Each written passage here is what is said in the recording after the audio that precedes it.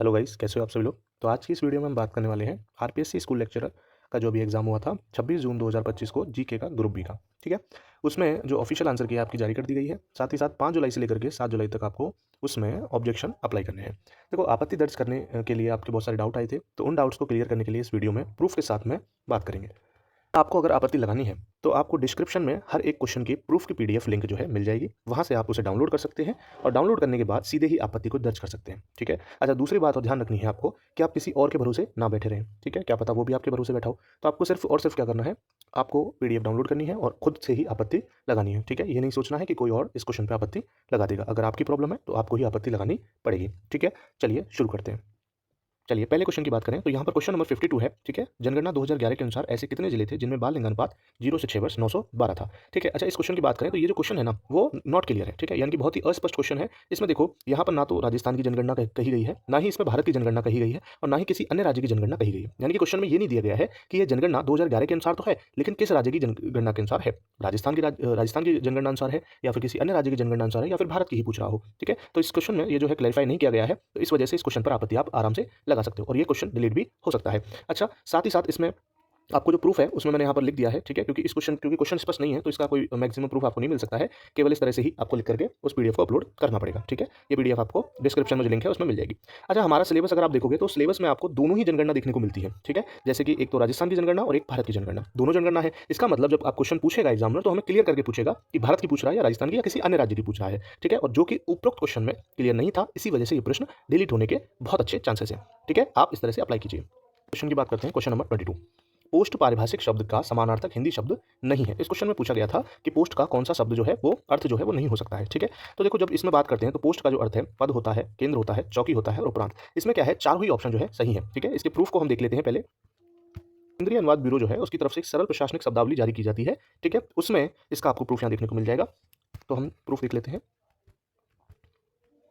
तो जैसा कि आप देख सकते हैं यहाँ पर पोस्ट के तीनों अर्थ दे रखे हैं, पद, केंद्र और चौकी। ठीक है, जो कि हमारे क्वेश्चन में भी उपलब्ध है और यहीं से जो है मेरे को लग रहा है क्वेश्चन उठाया गया है। अच्छा, बात करते हैं आगे कि इसका जो अर्थ है वो उपरांत भी कैसे होता है। तो देख सकते हो आप नीचे इसी पीडीएफ में पेज नंबर 415 पर आपको देखने को मिलेगा। ठीक है, इसका आप यहाँ पर अर्थ देख सकते हो। पोस्ट ह्यूमस का मतलब होता है मरनो उपरांत, यानी कि पोस्ट का अर्थ जो है वो हम उपरांत के केस में भी यूज कर सकते हैं। ठीक है, इसमें साफ साफ आपको यहाँ पर मैंने प्रूफ दे दिया है। ठीक है, तो इसको भी आप जो है सीधे सीधे अपलोड कर सकते हैं पीडीएफ को। वो 51 है, इसमें राष्ट्रीय महिला आयोग वाला था। ठीक है, एक कैंडिडेट का डाउट था तो मैंने कहा इसको डाल देते हैं। बाकी इसका जो आंसर दिया है आरपीएससी ने वो एबीसी दिया है और ये बिल्कुल एकदम करेक्ट दिया है। ठीक है, इसका प्रूफ मैंने आपके लिए डाल दिया है, यहाँ पर आप देख सकते हो।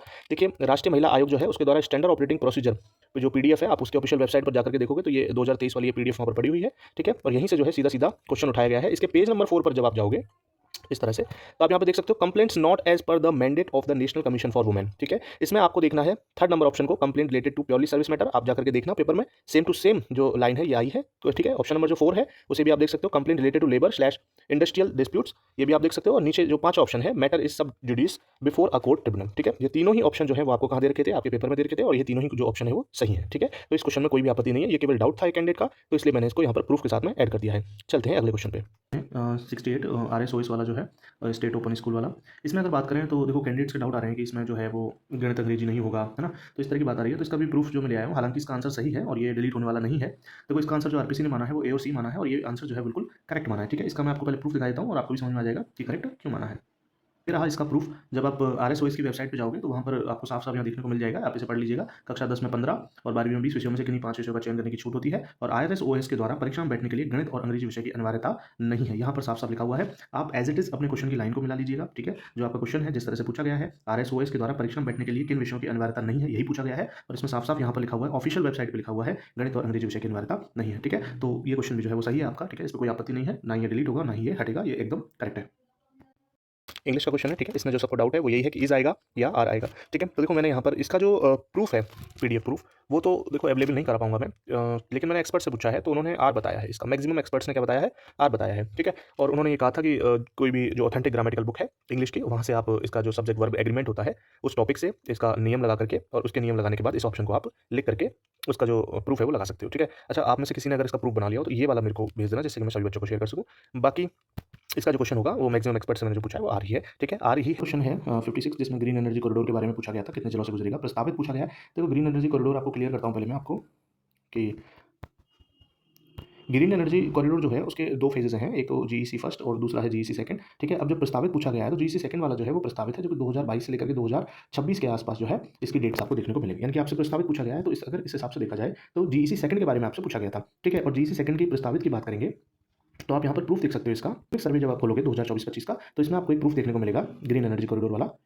ठीक है? तो यहाँ पे आप देख सकते हो intra state transmission green energy corridor project second, यानी कि जीईसी सेकंड, यानी कि फेज़ 2 की बात ये कर रहा है, जो कि प्रस्तावित है राजस्थान में। अब आप यहाँ पर देख सकते हो 4 जिले यहाँ पर देख सकते हैं, दिख रहे हैं। एक हनुमानगढ़, दूसरा उदयपुर, डूंगरपुर और चित्तौड़गढ़ डिस्ट्रिक्ट, ठीक है? तो ये वाला जो है ऑप्शन, यहाँ पर जो है 4 ऑप्शन जो है इसमें करेक्ट होंगे, और 4 ऑप्शन जो है वो आपके कहीं पर भी ऑप्शन में नहीं दे रखे हैं। तो इसका मतलब ये है क्वेश्चन जो है वो डिलीट होना चाहिए मेरे ख्याल से। इनकी बात करें तो ये बड़ा ही कन्फ्यूजिंग क्वेश्चन है, ठीक है? बड़ा ही कन्फ्यूजन है इस क्वेश्चन में, और ये क्वेश्चन जो है बहुत ही कॉम्प्लिकेटेड है, क्योंकि इसके जब ऑथेंटिक सोर्सेज जब मैं पढ़ रहा था, डॉक्यूमेंट्स पढ़ रहा था, तो उस डॉक्यूमेंट्स में कई सारे जिले जो है राजस्थान के आ चुके हैं, ठीक है? तो उस हिसाब से तो कुछ भी इसमें आंसर जो है नहीं बैठेगा। फिलहाल इस क्वेश्चन को प्रस्तावित मान करके, और ग्रीन एनर्जी कॉरिडोर जो है कितने जिलों से गुजरेगा, इस प्रूफ को जो है आप लगा दीजिए, ठीक है? चांसेस अच्छे हैं कि इस प्रूफ को लगाने से इस क्वेश्चन में जो है बदलाव देखने को मिल सकता है। चलिए वाला, ठीक है? इसका जो आंसर है वो इसमें आएगा हस्तक्षेपीय नेतृत्व आएगा, ठीक है? इसका प्रूफ मैं आपको बता देता हूँ। देखो, इसका जो प्रूफ है वो जो यूट्यूब पे एक चैनल है उन्होंने ही इसका प्रूफ डाला था एनसीईआरटी से, मैंने भी वहीं से कॉपी किया है, ठीक है? ध्यान रखना इस बात को। तो उन्होंने जो प्रूफ है उसमें ये बताया था कि आप यहाँ पर देख सकते हो प्रूफ में, ये एनसीईआरटी की बुक है बिज़नेस स्टडीज़ पार्ट 1, ठीक है? जब आप इसके पेज नंबर, ये प्रूफ आपको पीडीएफ जो है वो आपको मिल जाएगी टेलीग्राम पे। इसका जो पेज नंबर है 1, वहाँ पर जाने के बाद ये जो भाषा है, ठीक है? आप इसे पढ़ लीजिएगा, और इस भाषा को पढ़ने के बाद आपको खुद समझ में आ जाएगा कि इसका आंसर ये क्यों होगा, ठीक है? बाकी ये जो प्रूफ की जो पीडीएफ है वो मैंने डाल दी है, ठीक है? और फिर से मैं एक बार उनको क्रेडिट दूँगा इस क्वेश्चन का कि इसका जो आंसर है वो उन्होंने ढूँढा था, ठीक है? बाकी मैंने तो उस जो वहाँ से पीडीएफ डाउनलोड करके लिए आपके लिए यहाँ पर अपलोड कर दिया है, ठीक है?